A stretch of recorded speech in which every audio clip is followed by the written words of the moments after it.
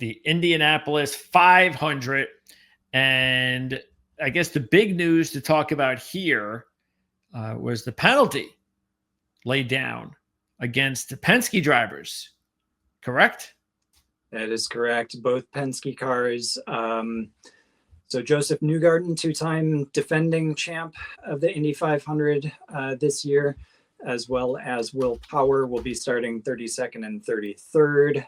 They were both in the top 12 in the Fast 12 with a chance at pole, but when they were going through inspection for that qualifying, they noticed something amiss on, I think it was Newgarden's car.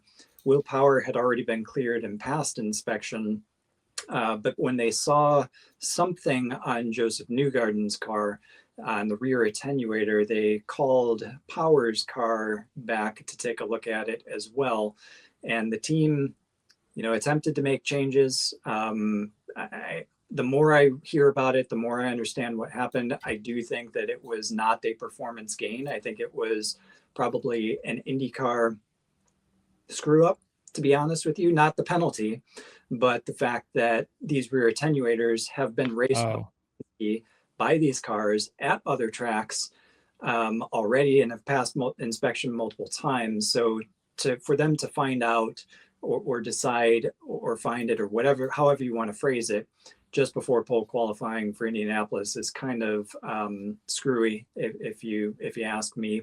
These have definitely been used at other tracks, but nonetheless, it is in violation of the rules. And despite the fact that Penske asked if they could fix it, it happens to be one of those things that you cannot change once you pass inspection. So both cars were pulled back to the garage.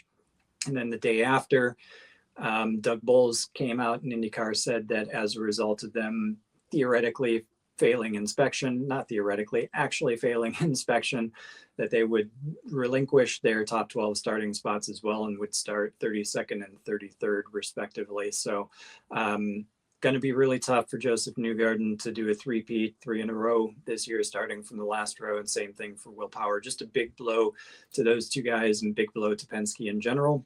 Both teams fined $100,000 and both team strategists ejected for the weekend as well. And Indy and winning the Indy 500 is all about fuel strategy.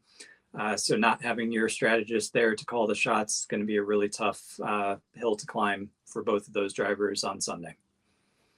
All right. So what is a strategist? What's what is the example?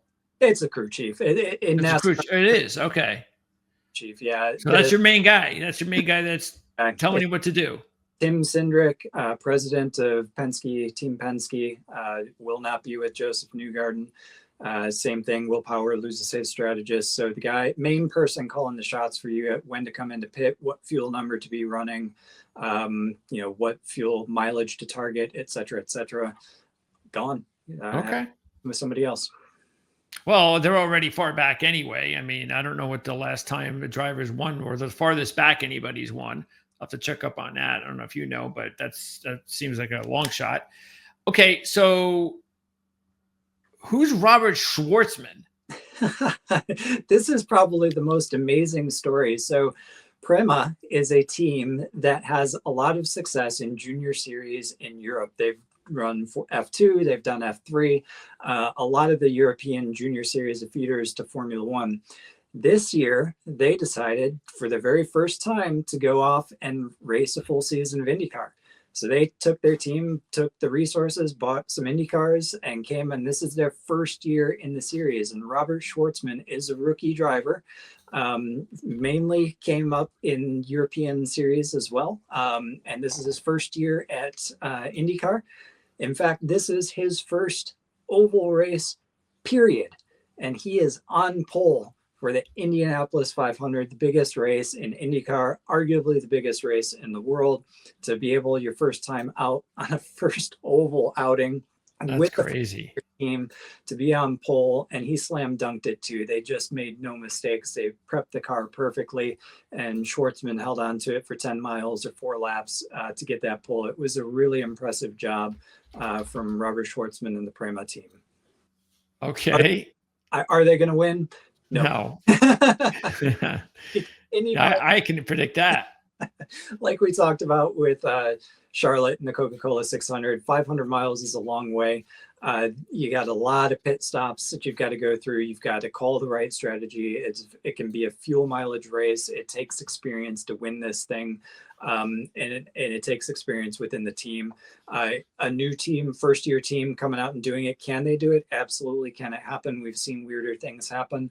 But in all likelihood, it's going to come from one of the bigger teams like a Chip Ganassi, Team Penske, or a Andretti or McLaren, to be honest with you. Yeah, he hasn't finished. He hasn't even finished anywhere in the top 20 yet this year. Yep. So, yeah. Let's just hope he can make it. You know, like give him a lap. Hopefully, he won't do anything stupid. He'll be fine. He's a good driver. You don't get to IndyCar and you don't get to. No, it's just he'll be nervous. So exactly right. Just keep your head about you. Yes. I do have a feeling, like you said, that the other guys aren't going to cut him any slack. You got Pato O'Ward out there with him as well. Takuma Sato, 2-time winner. So these guys know how to get around this place. I don't think they're going to give him one sniff of a chance. If they have the ability to overtake him, they're absolutely going to. Okay, so are there any drivers that are starting off in bad positions that, besides, of course, Power and Newgarden, that you would have looked at that you probably can't do that right now? Would Herta be one of them? Herta would be one of them. He's not so far out of the question. Yeah, he is actually 27th. Larson I would have looked at, but I think for Larson to come from 19th to win, I would have liked to have seen him in the top 8, to be honest with you. So I think he's a little bit too far back. Herta would have been, if he would have been like 21st, inside the top 20, maybe inside the top 21, would have gone with him. Would have taken a good look at him. But again, it's really tough to win this race from that far back. I think I'm trying to scroll through. It's odd to look at the starting position because this race goes all the way back to 1911. Plus you had different sanctioning bodies. Yeah. I see Johnny Rutherford from 25th in 1974. I don't know if that was weather affected. I see Al Unser in 1987 from 20th. Again, don't know if that was weather affected. Okay. But generally speaking, like since IndyCar has become IndyCar, so just take it from 1996 onward after the split.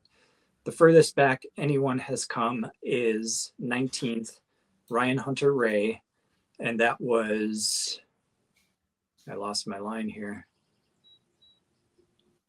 That was in 2014. Joseph Newgarden did win from 17th in 2023. So I think realistically, you've got to be inside the top 20. You've got to have a really fast car inside the top 20, which again, is why Herta would have been on the list had he made it 21st or better. But I think 27th is just too far to come from. Well, the good news though is, or at least looking at records, is that at least it's not like Newgarden and Power are where they are because they didn't qualify well because Correct. They're slow. They actually were in the top 10, were they? They were top 12. Top 12. Okay. I don't know where they would have been because they didn't get to run if they would have been able to make the first 2 rows top 6 positions or not. They're definitely going to put on a show. If there's any Indy 500 that could be won from the last row, this year is probably it with Power and Newgarden artificially starting back there.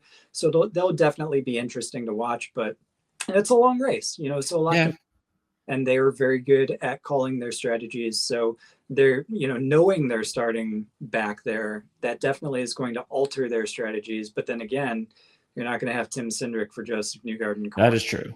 Race. Yeah. We got to throw that in there too. Yeah. Yeah. Okay. Who do you think is favorite? Is it the champ? No, you mean yeah, he's making it like a Max Verstappen of the Indy series. I think he should be the favorite. I'd be, but with Pato O'Ward on the front row and how close he's come so many times, I think just from a heart standpoint, probably Pato O'Ward's the favorite, but Pelot's got to not be far behind him. There you go. 5-1. That's a good number. Award has been so close multiple times. I think he's a two-time runner-up finisher. I think there's been only one Indy 500 that he's failed to finish inside the top 10, if I'm not mistaken, if not the top 6. Award is generally there.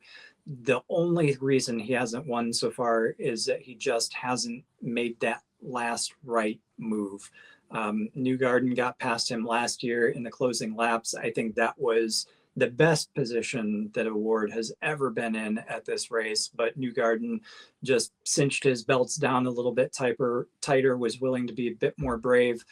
If Award can get that same bravery and make that move in the closing laps, I would expect him to be there, but that would be the difference maker. However, I think more likely, Chip Ganassi Racing, Alex Palou.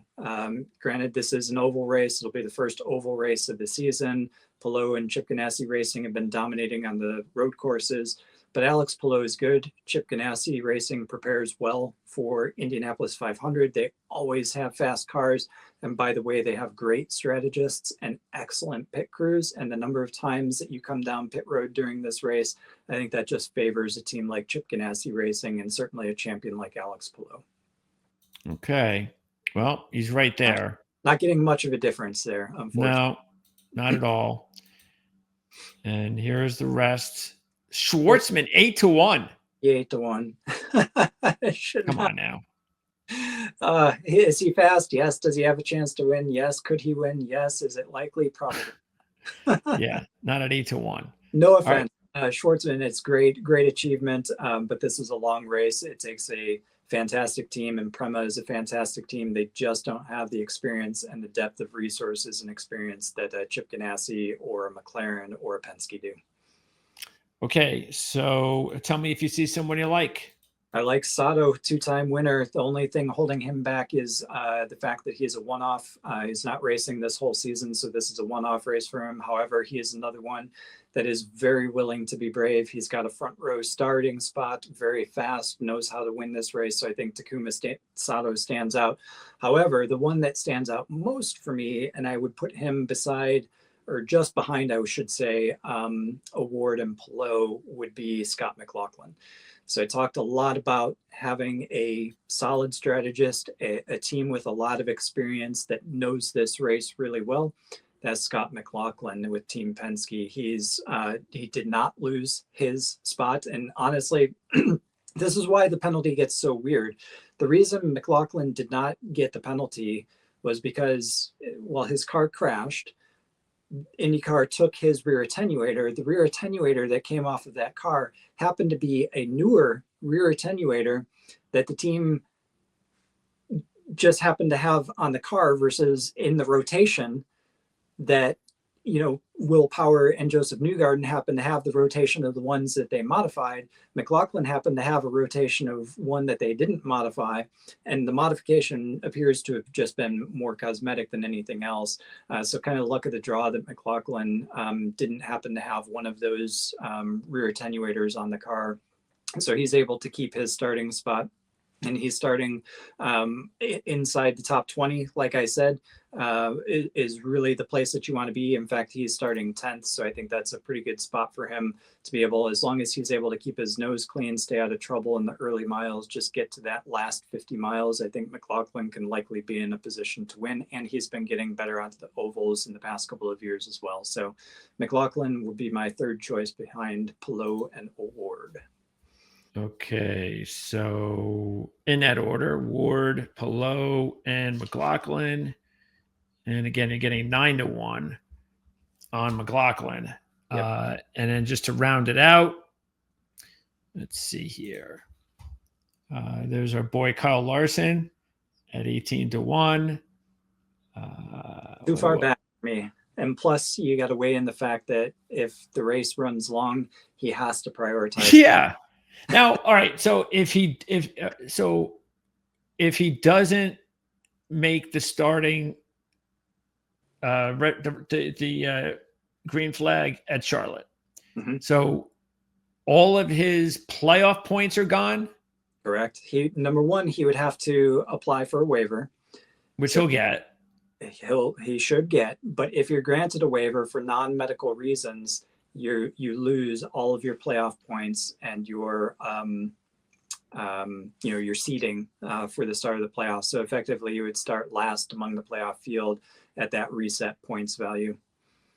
All right. Well, look. Keep in mind, Kyle Larson has the most playoff points of any driver right now. Okay, look. I don't think there is any way that if Kyle Larson has a chance to win the Indianapolis 500 and knows that the only way he's going to have the chance to win is if he forfeits up his playoff points in NASCAR, he's going to forfeit up his playoff points in NASCAR. I completely agree with you. If Kyle Larson has a chance to win, if he has a chance, he's going to stay at Indy. Yeah, that's a no-brainer. Absolute no-brainer. However, I think coming from 19th position is going to be really tough for him to do. He's not in this car every single week. This is only his second Indy 500. Did pretty decent last year. I would expect him to do decently again. He's a great driver and he can drive anything, but going up against, Alex Plow that's in this car every single week, that's got, however many Indianapolis 500 starts under his belt, along with a runner-up finish himself. It's just a very tall order. So I think coming from 19th is just a little bit too deep. However, I completely agree. If there's a choice between winning the Indy 500 and giving up your playoff points, Larson's going to choose the Indy 500 and fully endorse that. I want nothing less than that option to have, because I think it would be really good drama. It would be fantastic for both series. Can you imagine somebody winning the Indy 500 from NASCAR and then going to the next race? But he doesn't even have to win in my mind. I mean, just compete, give up his points, and that's a great story. Yeah, I totally agree. And if there's a driver at the end of the year in the playoffs in NASCAR that can make up, yeah, Larson. So absolutely. Yeah, I just think the only reason why I'm saying stay away from Kyle Larson this week is that 19th starting spot. That's it. That's the only reason. He's got the team. He's on McLaren. So awards with McLaren. They're a great team, great strategy, a lot of experience, depth of pockets, all of that. Kyle Larson, great driver.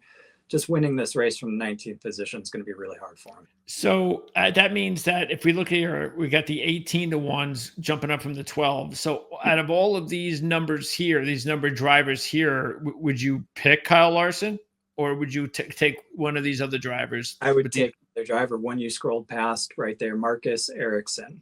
Okay. 20-1, starting 9th, driving for Andretti. He's been in contention to win this race. He has won this race. So definitely the experience is there. Andretti typically quick and knows this speedway and how to call this race. Starting inside the top 10. Okay. Why would you not take 20-1? He might be one of the best long shots I see on the board. Isn't Maluskis also a big number? 18. He's driving for AJ Foyt Racing, so different team. Not the depth of resources and preparation perhaps that Ericsson has. Andretti has. However, there is an AJ Foyt driver that I would take that was also further down there because he knows how to wheel a thing at Indianapolis, and that's Santino Ferrucci at 25-1. Santino Ferrucci is starting 15th. He has a tendency to get up there and lead laps. He'll find his way to the front. He is smart. He knows how to get to the end of the race as well. I think he's one that can lift the AJ Foyt organization up to the levels of an Andretti Autosport at a place like Indy. So Santino Ferrucci, Marcus Ericsson, those would be my two long shots for him. Is Ferrucci Italian? He's American, but yes, Italian-American. So he's driving under the American flag. He actually has his car painted like the American flag. So if you're patriotic, Santino Ferrucci is the way to go anyway. Okay. All right. So Award, Palou, McLaughlin, those are the top three. And long shots, Ericsson and Ferrucci. You got it.